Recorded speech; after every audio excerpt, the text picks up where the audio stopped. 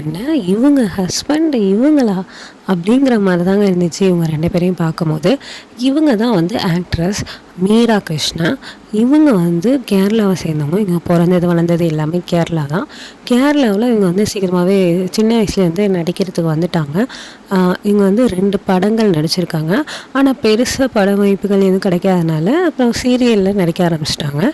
இவங்க வந்து பல இன்டர்வியூஸில் சொல்லியிருக்காங்க இவங்களுக்கு வயசு ரொம்ப கம்மி தான். அவங்க ஆக்சுவலாக சின்ன வயசு தான்.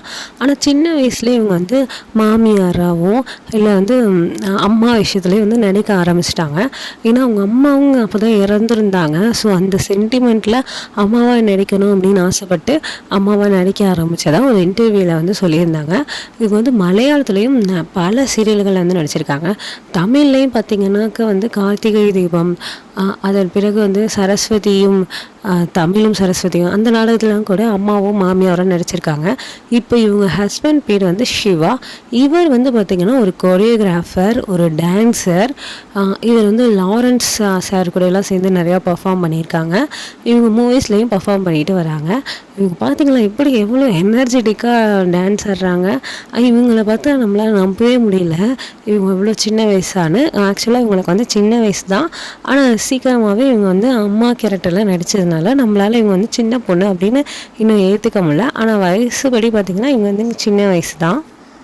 இவங்களுக்கு 2 ஆண் குழந்தைங்க இருக்காங்க.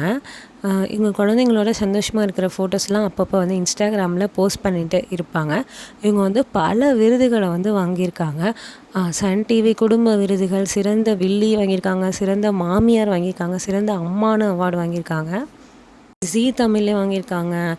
விகடன்லேயே இந்த மாதிரி நிறைய அவார்ட்ஸ் வந்து வாங்கியிருக்காங்க. இப்போ ரீசெண்டாக பார்த்திங்கன்னா இவங்க வந்து பயங்கரமாக வெயிட் லாஸ் ஆகியிருக்காங்க. ஸோ அது மூலயமா இவங்க இன்னும் கொஞ்சம் வந்து ஃபேமஸ் ஆகியிருக்காங்க. குண்டாக இருந்தப்போ கூட இவங்க அம்மா ரோலுக்கெல்லாம் கரெக்டாக இருந்தாங்க. இப்போ இழைச்சதும் அந்த ரோலுக்கு அவங்க கொஞ்சம் ஆப்டாக இல்லை. ஏன்னா இப்போ வந்து அவங்க அக்கா ரோல் அந்த மாதிரி கேரக்டருக்கு தான் கரெக்டாக இருப்பாங்க. ஏன்னா நல்லாவே இழைச்சிட்டாங்க. இவங்களும் உங்களுக்கு பிடிக்கும் அப்படின்னா மறக்காமல் இந்த வீடியோ லைக் பண்ணுங்கள், ஷேர் பண்ணுங்கள், கமெண்ட் பண்ணுங்கள், சப்ஸ்கிரைப்